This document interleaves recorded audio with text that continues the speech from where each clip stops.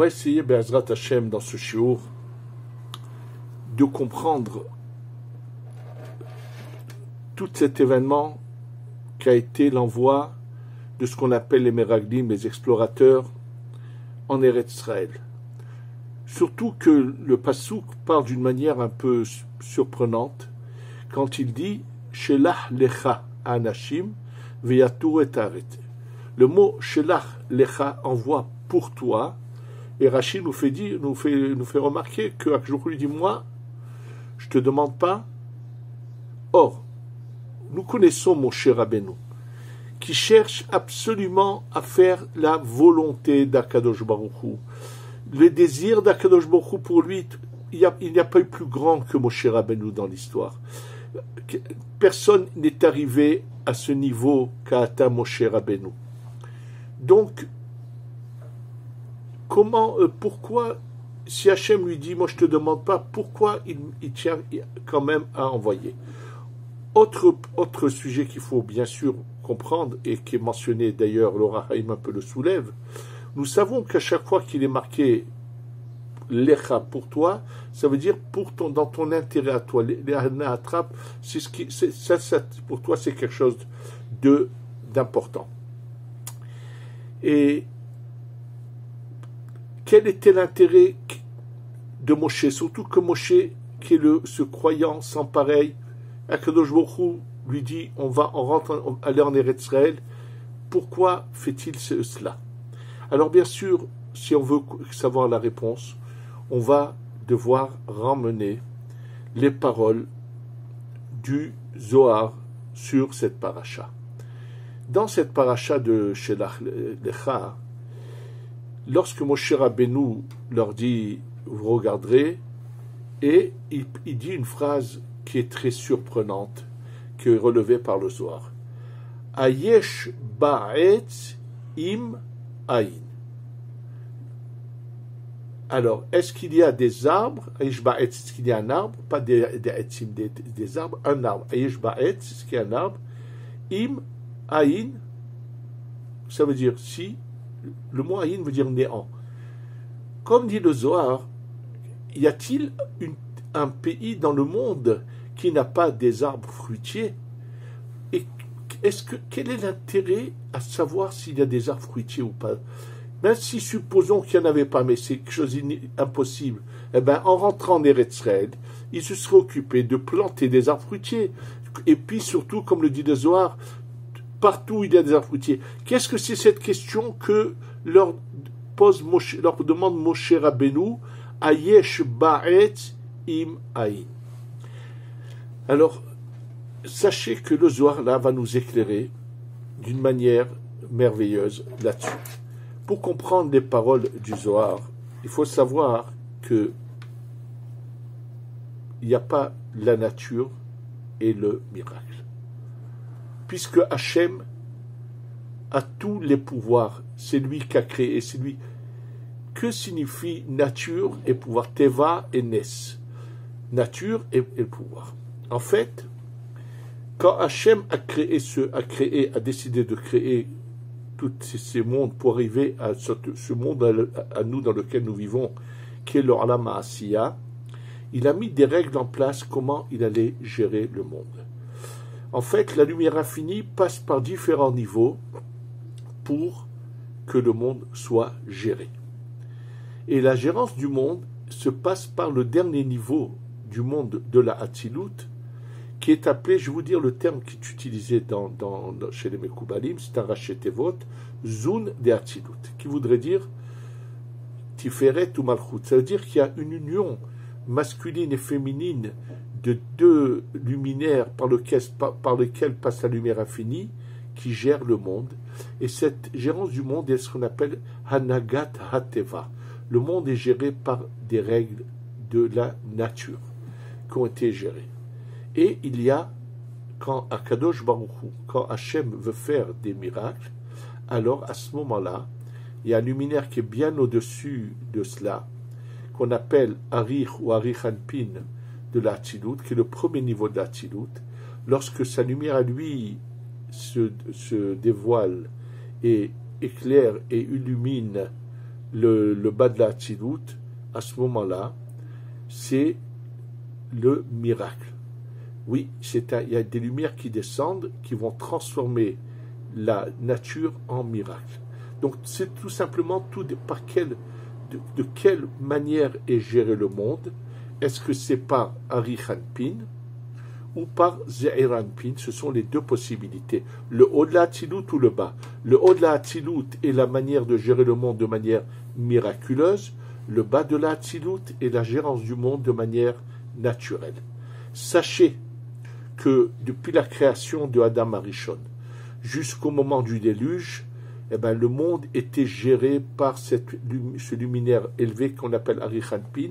Et c'est pour ça que la vie sur Terre n'avait absolument rien à voir avec la vie que nous vivons actuellement. Et c'est pour ça qu'on voit que les personnages ont une vie aussi longue, comme Adam Arishon 930 ans, 800 ans, 700 ans. En fait, ils sont entre la spiritualité et la matière, et ils vont d'une extrémité à l'autre du monde en un instant, parce que le monde est géré par Arichanpin. Malheureusement, ils n'ont pas été capables de prendre cela et de faire les réparations à ce haut niveau, et il a fallu qu'ils dégringolent avec le Maboul, le déluge. Tout a dégringolé et la gérance est passée à un niveau bien plus bas, où il a été donné aux hommes d'agir et de travailler dans la réparation à un niveau bien, bien plus bas. D'ailleurs, j'ai l'occasion déjà de vous le dire, c'est ce qui explique la manière dont, pourquoi Sarah Imenu a-t-elle cette réaction lorsqu'elle voit que à 90 ans, elle a 90 ans, son mari a 100 ans, et qui vont avoir des enfants, elle est surprise. Pourquoi est-elle surprise? Elle a vécu, il n'y a pas très longtemps, il y a eu le Maboul, elle sait ce qui s'est passé avant le Maboul, elle est au courant puisqu'ils ont connu Shem, le fils de Noach. Noach a eu ses enfants à 500 ans. Qu'est-ce qui dérangeait Sarah, puisqu'il y a eu des gens dans les générations d'avant qui ont eu des enfants à des âges bien plus tardifs qu'eux? Oui, bien sûr, elle le sait. Mais elle sait très bien que la nature était différente et que maintenant, dans la nature dans laquelle se trouvent Abraham et Sarah, qui sont après le déluge, où ça a dégringolé, où la gérance passe par cette lumière divine qu'on appelle Zun Ze'iranpin, Zun de Hatzilut, donc cette partie inférieure de la Hatzilut, où dans ce cas-là, dans la nature, un homme de 100 ans et une femme de 90 ans n'ont pas d'enfants. Dans tous les cas, il y a ces deux manières de gérer le monde. Et là, il faut savoir que Moshe Rabbeinu est confronté à un problème. Moshe Rabbeinu est arrivé à un sommet dans son niveau qui comparé au soleil, mais ça veut dire à la Tiferet de la Hatzilut. Eretz Israël, c'est la Malchut. La Malchut est au-dessous de la Tiferet. Il y a un décalage. Et donc Moshe Rabbeinu, dans les conditions dans lesquelles se trouve Eretz Israël, tout en qu'il n'y a pas de Ben Israël qui l'ont habité, et qu'à ce niveau inférieur, Moshe ne peut pas rentrer, il dépasse le niveau d'Eretz Israël. Et donc, Moshe veut voir s'il y a une chance qu'il rentre en Eretz Israël. La seule possibilité pour Moshe de rentrer en Eretz Israël, c'est si Akadosh Baruch Hu décide de gérer Eretz Israël, pas de manière naturelle comme le reste du monde, de manière surnaturelle qui n'est pas comme le reste du monde.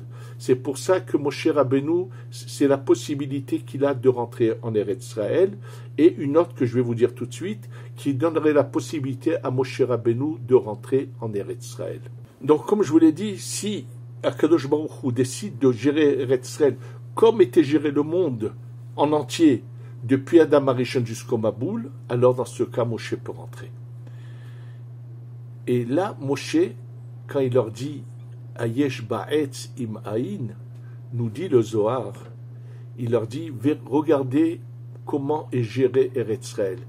Est-ce que c'est par le Etz Hada'at Tovara qui fait une allusion à la gérance naturelle? Donc Ayesh ba'etz, est-ce que c'est le Etz Hada'at, l'arbre de la connaissance, qui fait une allusion à la lumière infinie qui gère le monde par le bas de la Hatzilut, et donc c'est c'est une manière naturelle de gérer le monde, et dans ce cas, ce serait un problème pour Moshe. Im Aïn. Aïn, ça ne veut pas dire non, ça veut dire quelque chose d'imperceptible, d'imprenable. C'est Aïn, c'est ce niveau de plus haut de la Hatzilut. D'ailleurs, je vais vous donner un exemple dans un des psaumes que nous récitons. Shir la Ma'alot. Donc c'est un chant d'élévation que va dire David Ameler. Et Sa'enai el Eharim. Je vais lever mes yeux vers les montagnes.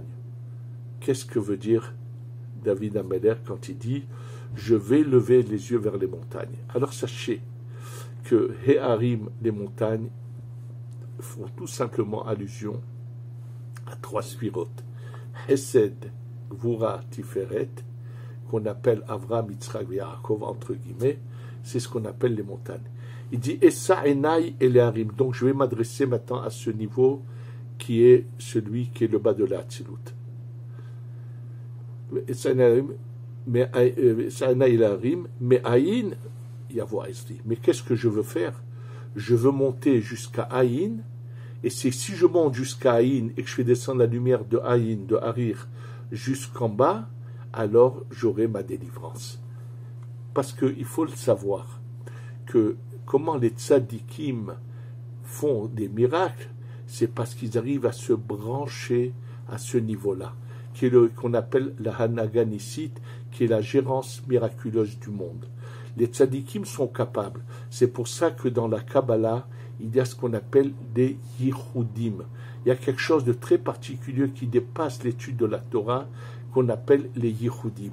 Et ceux qui savent, qui font des yichudim, en fait, font constamment que cette lumière se répande. Et c'est pour ça que pour eux, c'est quelque chose de banal de faire des choses miraculeuses. Comme nous le savons dans la Gemara, lorsque la fille de Rabbi Hana ben Dossa s'est trompée, au lieu de mettre de l'huile, a mis du vinaigre, et les mèches qui étaient encore imbibées d'huile de la semaine d'avant ont commencé à brûler, mais elle a compris que dans un moment ça allait s'éteindre. Son père lui dit Mishamar la shemen v'yidlak, yomar la chometz yidlak. Celui qui a donné l'ordre à l'huile de brûler donnera l'huile au vinaigre de brûler, et elles ont brûlé normalement. C'est-à-dire pour eux la nature n'existe pas, ils sont branchés à ce niveau-là. Et donc Moshe Rabbeinu savait pertinemment que si c'est le Haïn qui gère Eretz Israël, il pourra rentrer. C'est une possibilité. Il y en a encore une autre, je vais vous dire tout de suite. Et qu'est-ce qu'il leur dit? Comment vous allez savoir si la gérance d'Eretz Israël est par le miracle ou pas? Si vous voyez que les fruits sont anormaux, sont pas comme dans les autres pays, puisque eux sont sortis d'Égypte. C'est au début, c'est juste après la sortie d'Égypte qu'ils ont été envoyés explorer Eretz Israël. Ils savent comment sont les arbres fruitiers partout. Si vous voyez quelque chose de très particulier, eh bien, sachez que c'est la gérance de Harir, et donc, lui, va pouvoir rentrer en Eretz Israël.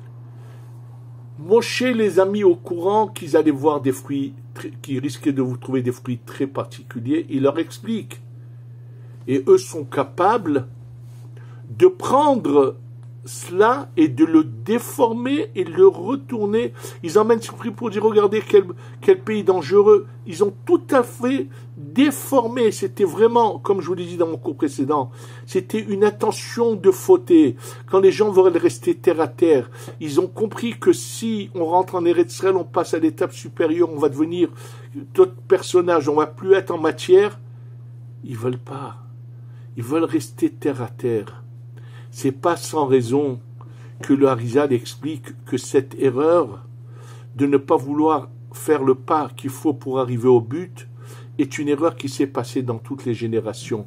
Il dit au moment de la réception de la Torah, ils peuvent continuer à entendre les 10 paroles d'Hachem, ils vont arriver au but. Non, après 2 paroles, ils disent Moshe c'est trop, on veut pas.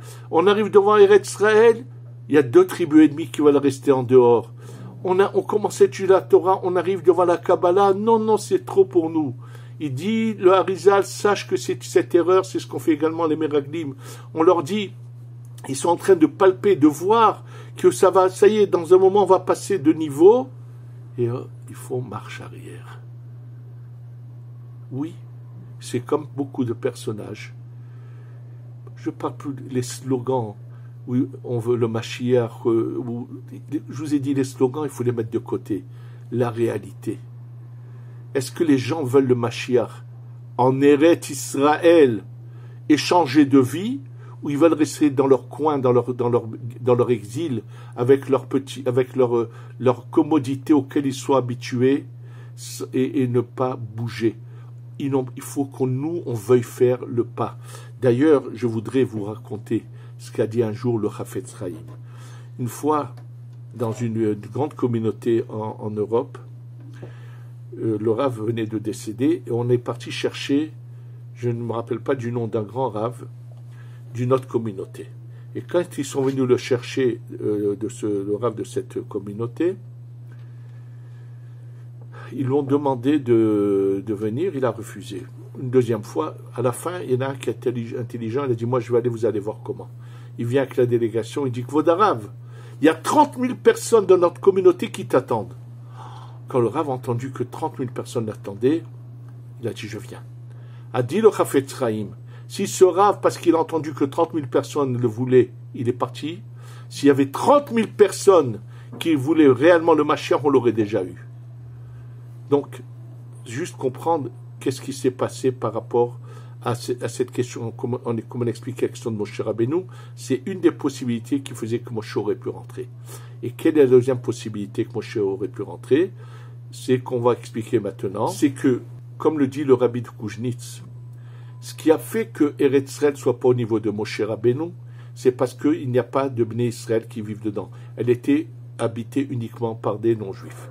Et Moshe, en envoyant ses explorateurs faire cette mission, s'ils avaient bien fait leur mission, ils allaient rehausser Eretz Israël, et dans ce cas, Moshe aurait pu rentrer.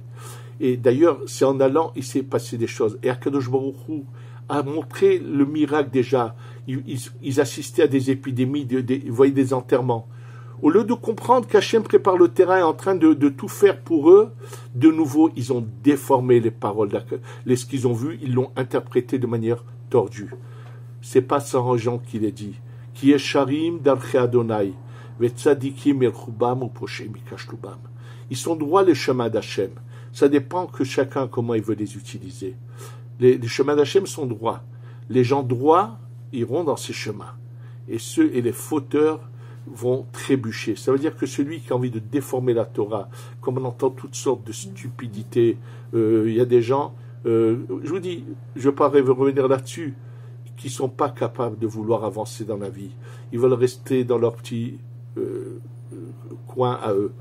Je peux vous dire une chose. Tout récemment, j'ai rencontré un jeune homme qui avait été à la yeshiva et puis qui a arrêté d'aller à la yeshiva.